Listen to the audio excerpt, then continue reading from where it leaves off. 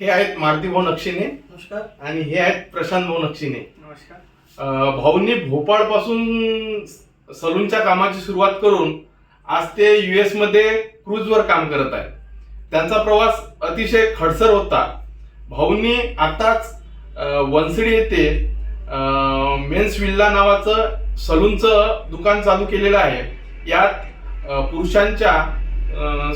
पुरुषांचे सर्व प्रकारचे हेअर कट असो, हेअर कलरिंग असो, मसाज असो, सर्व प्रकारचे काम या सलून मध्ये होतात.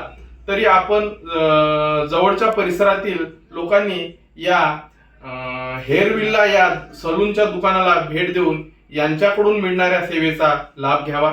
धन्यवाद.